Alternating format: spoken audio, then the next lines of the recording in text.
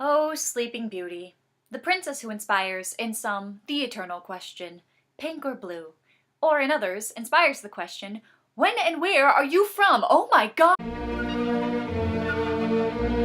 Where's this chick from? I have been researching forever and I cannot find a conclusive answer as to where Sleeping Beauty takes place. The fairy tale is in the mythos of France and Germany, but various sharp-eyed Tumblr folk have also volunteered England as a possible kingdom for her. It was much easier to shoehorn Cinderella and Snow White into their country's respective histories, but since I don't have the benefit of July monarchies or fleeing dukes, and because the kings in Sleeping Beauty are named, it is really hard to shoehorn Aurora into history. But heck, I'm gonna try.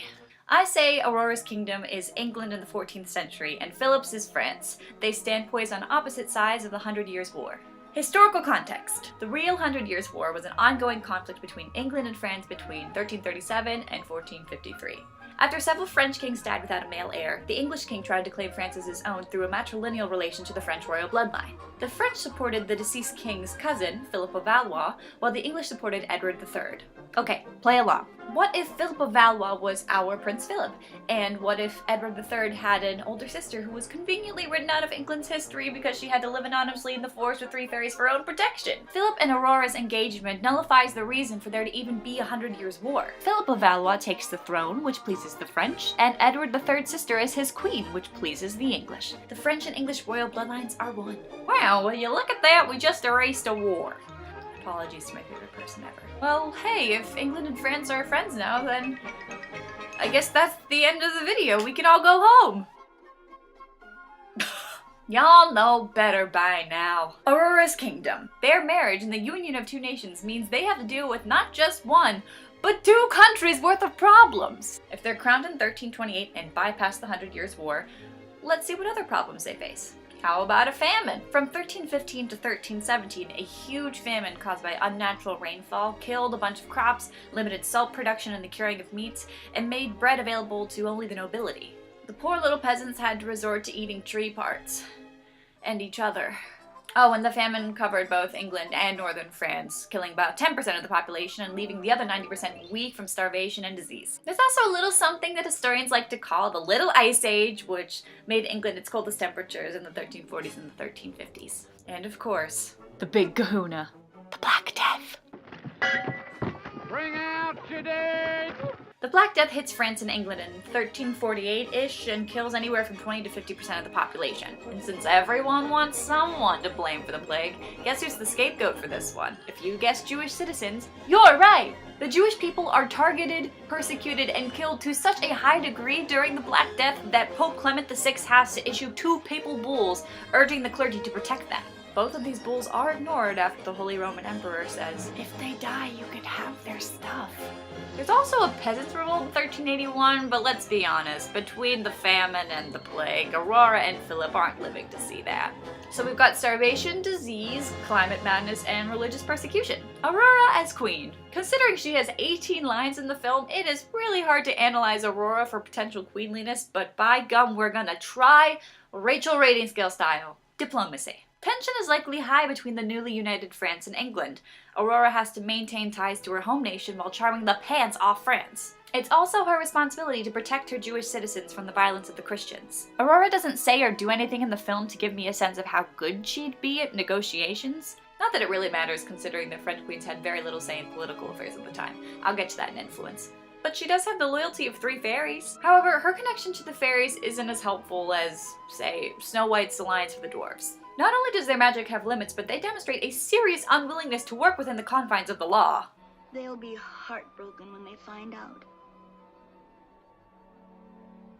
They're not going to. The fairies are hard to trust. If they think it's better to put a king under a spell than to own up to their mistake, who knows what they'll keep from Aurora? Or worse, what kind of non-consensual spells they'll put the kingdom under to fix their screw-ups. 7 out of 20. 5 points for Aurora's remaining English loyalty. Long live the Princess Aurora! 2 points for the fairies because of their inherent goodwill. Optics. Okay, possibilities are opening up. I was originally going to rate Aurora low in this category because she's not as protective of her virtue as Snow White, but I've dug a little deeper.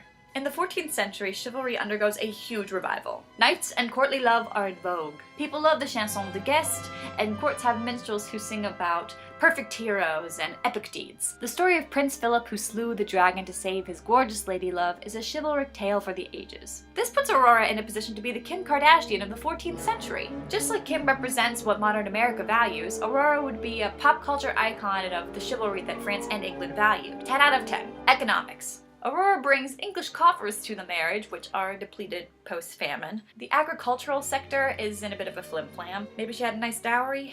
The economics discussion almost has to be tabled though, because Aurora and Philip had very little to do with the French economy.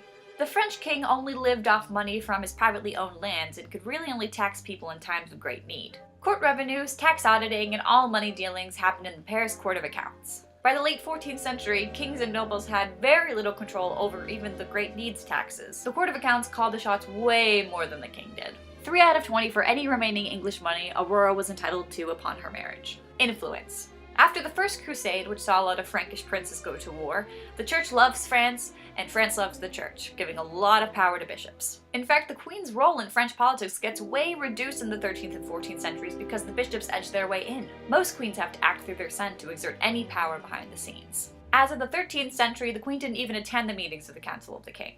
Unless homeboy Philip is willing to break with tradition, our Briar Rose is getting nowhere near the political proceedings. 0 out of 10. Conflict management. I'm giving Aurora 10 points off the bat for eliminating the 100 Years' War. Through the fictional alliance, she's able to save money and lives. That's some serious conflict minimizing right there. I'd argue Aurora's toughest issue is the Black Death. Can she stop half of her population from dying? Well, no. There's no way she can, and she might even die from plague herself. But wait, what about the fairies? Can't they charm the plague away? Well, my best guess is no, they can't. The fairies explain their magic thusly. You know our magic doesn't work that way. It can only do good, dear, to bring joy and happiness. But wait, won't it make everyone happy to not die of plague? Yes, but it seems like the fairies aren't quite that powerful. They can't reverse Maleficent's death curse entirely, and they constantly talk about how much more powerful Maleficent is and how her power tends to thwart theirs. Weirdly, it seems like the only magical creature with enough power to eradicate a plague is Maleficent. But with the Mistress of All Evil all stabbed like, the fairies are all Aurora's god. Their magic seems to be limited. They can give charming gifts, make cakes, and make a lot of people go to sleep, but death seems beyond them. Unless they could put France and England in a magically induced coma while they work on a cure, no one's stopping the plague.